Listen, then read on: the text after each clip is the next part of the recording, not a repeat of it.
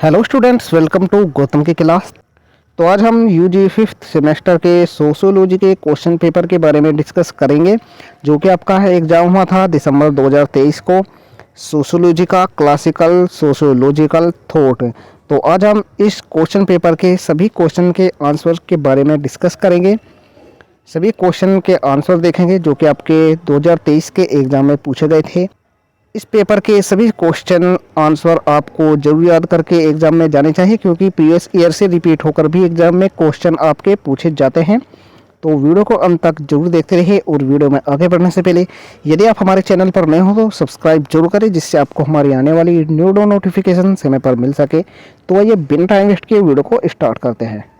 यह पेपर आपका 75 मार्क्स का होता है और इसको करने के लिए आपको 3 घंटे का समय दिया जाता है। यहाँ पर सबसे पहले आपके सेक्शन ए में अति लघु उत्तरीय प्रश्न पूछे जाते हैं। यहाँ पर आपको 5 प्रश्न दिए जाते हैं, जिनमें से आपको 5 प्रश्न सभी करने होते हैं और प्रत्येक प्रश्न 3 अंक का होता है। तो यहाँ पर हम सबसे फर्स्ट क्वेश्चन देख लेते हैं, जो कि आपके एग्जाम में पूछा गया था। औद्योगिक क्रांति से क्या आशय है? इसका उत्तर हो जाएगा यहाँ पर 19वीं शताब्दी के यूरोपीय समाज के निर्माण में पुनर्जागरण एवं ज्ञानोदय को विकसित करने में फ्रांस की क्रांति का जितना हाथ है, उससे भी कहीं अधिक गहरा और व्यापक निर्णयकारी प्रभाव औद्योगिक क्रांति का पड़ा है। औद्योगिक क्रांति का श्री गणेश इंग्लैंड में हुआ। यह आपको याद रखना है कि औद्योगिक क्रांति सबसे पहले इंग्लैंड से ही प्रारंभ हुई थी। 1750 ईस्वी में इसका प्रारंभ वर्ष माना जाता है, यद्यपि इसे पूरा होने में 100 वर्षों का समय लगा। दूसरे शब्दों में हम कह सकते हैं कि औद्योगिक क्रांति ने उत्पादन की जिस शैली का प्रारंभ किया और जिसके परिणाम स्वरूप सामाजिक जीवन में क्रांतिकारी परिवर्तन हुए, वह 1750 से 1850 के मध्य विश्वव्यापी हो गए। तो यह आपको इसका उत्तर लिख देना है। इसके बाद हम नेक्स्ट क्वेश्चन देखते हैं। यहाँ पर अगला प्रश्न है, फ्रांस की क्रांति के धार्मिक कारक के विषय में आप क्या जानते हैं? फ्रांसीसी क्रांति के यहाँ पर कुछ धार्मिक कारण दिए गए हैं, जिन्हें आपको याद रख लेना है। फ्रांस में धार्मिक संघर्षों की वजह से शाही निरंकुशता बढ़ी और फिर इसका शिकार भी हुआ। 18वीं शताब्दी में जैन से निष्ठ संबंधित धार्मिक संघर्षों ने राजशाही और कैथोलिक पादरियों को अपवित्र माना। कट्टरपंथी क्रांतिकारियों ने चर्चों को बंद कर दिया और पादरियों को इस्तीफा देने के लिए मजबूर किया। क्रांतिकारियों ने ईसाई धर्म को बदलने के लिए नए गणतंत्रीय पंथों का आविष्कार किया। इसके बाद यहाँ पर अगला प्रश्न है, अगस्ट कॉम्ट के अनुसार वैज्ञानिक स्तर का क्या अर्थ है? इसका उत्तर हो जाएगा यहाँ पर ऑगस्ट कॉम्टे के मुताबिक वैज्ञानिक स्तर का मतलब है विज्ञान का एक ऐसा पदानुक्रम जिसमें विज्ञानों को एक दूसरे पर निर्भरता के आधार पर व्यवस्थित किया गया है। इसके बाद यहाँ पर नेक्स्ट क्वेश्चन है, सर्वाइकल ऑफ द फिटेस्ट का क्या अर्थ है? इसका उत्तर हो जाएगा यहाँ पर हर्बर्ट स्पेंसर ने प्रसिद्ध शब्द सर्वाइकल ऑफ द फिटेस्ट की उत्पत्ति की। तो यहाँ पर आपको याद रखना है कि हर्बर्ट स्पेंसर ने ही सर्वाइकल ऑफ द फिटेस्ट शब्द की उत्पत्ति की, जिसका अर्थ है कि केवल सबसे मजबूत लोग ही अपने ज्ञान, कौशल और विवेक का उपयोग करके वास्तविक जीवन में कठिन परिस्थितियों पर विजय प्राप्त कर सकते हैं। यहाँ पर अगला प्रश्न है, वर्ग का क्या अर्थ है? समाजशास्त्र में वर्ग का मतलब है समाज के अंदर उन लोगों का समूह जो एक ही सामाजिक आर्थिक स्थिति रखते हैं। वर्ग प्रणाली में लोगों को उनके व्यवसाय, धन, शिक्षा, आयु और लिंग के आधार पर बांटा जाता है। वर्ग समाज में लोग एक दूसरे के लिए समान आर्थिक और सामाजिक संबंध रखते हैं। इसके बाद यहाँ पर सेक्शन बी आ जाता है, जिसमें आपके लघु उत्तरीय प्रश्न पूछे जाते हैं। लघु उत्तरीय प्रश्न आपको 3 दिए जाते हैं, जिनमें से आपको 2 ही प्रश्नों का उत्तर देना होता है और प्रत्येक प्रश्न 7.5 अंक का होता है। इनका उत्तर आपको लगभग 200 शब्दों में देना जरूरी होता है। तो यहाँ पर क्वेश्चन नंबर 6 देखते हैं, शक्ति और सत्ता में अंतर बताइए। तो शक्ति और सत्ता में एक निम्नलिखित अंतर है।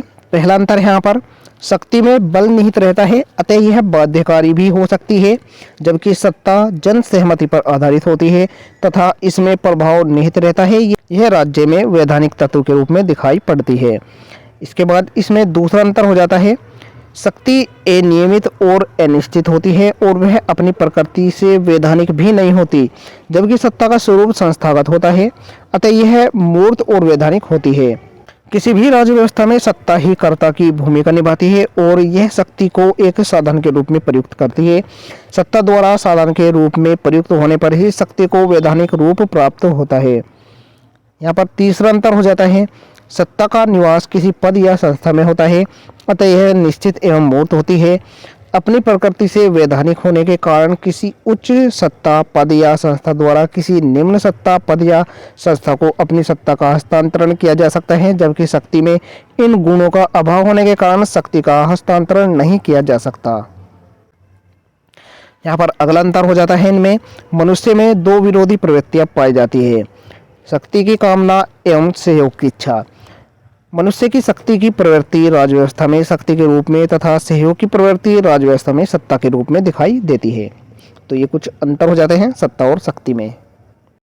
यहाँ पर अगला प्रश्न है, मार्क्स के सिद्धांत के अनुसार वर्ग संघर्ष की प्रक्रिया क्या है?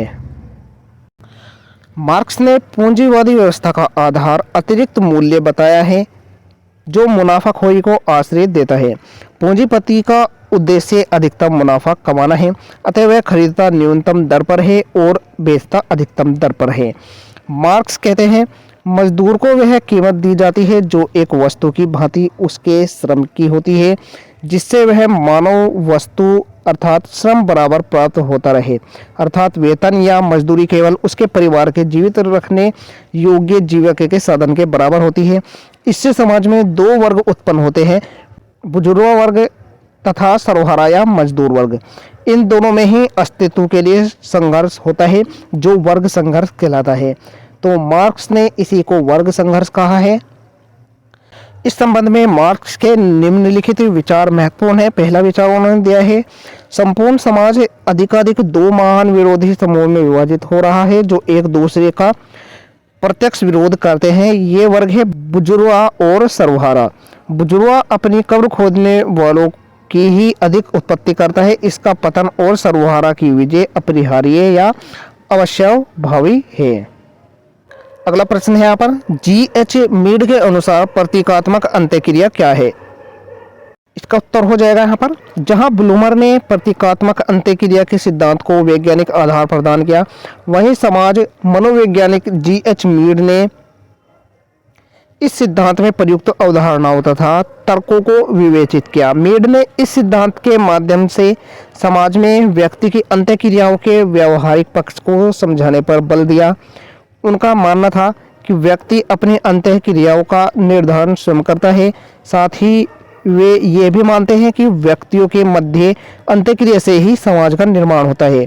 उनके अनुसार ये अंत्यक्रियाएं सामाजिक उत्तेजना का परिणाम होती है, अर्थात एक व्यक्ति की प्रतिक्रिया दूसरे व्यक्ति को उत्तेजना देती है। उन्होंने व्यक्ति के हाव भाव, चेहरे की अभिव्यक्ति, स्वर अभिव्यक्ति, आसनिक अभिव्यक्ति यानी पोस्चर्स, हंसी तथा भाषा आदि को मानवीय अंत्यक्रिया के लिए महत्वपूर्ण सामाजिक उत्तेजना का माध्यम माना है। अतः ये सभी कारक प्रतीकात्मक अंत्यक्रिया के महत्वपूर्ण साधन का कार्य करते हैं। इसके बाद यहाँ पर सेक्शन सी आ जाता है, जिसमें विस्तृत उत्तरीय प्रश्न एग्जाम में देखने को मिलेंगे। इसमें आपको 5 प्रश्न दिए जाते हैं, जिनमें से आपको 3 का ही उत्तर देना होता है। प्रत्येक प्रश्न 15 अंक का होता है और इन प्रश्नों का आपको विस्तृत उत्तर अपेक्षित होता है।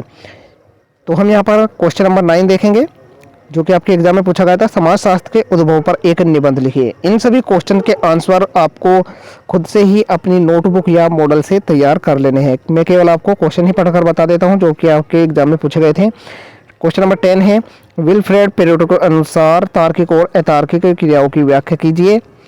इसके बाद नेक्स्ट क्वेश्चन एग्जाम में पूछा गया था, इमाल दुर्खीम द्वारा दी गई सामाजिक तथ्य की अवधारणा की व्याख्या कीजिए। अगला प्रश्न है, R.K. मर्टन के अनुसार मध्य अभिसीमा सिद्धांत क्या है?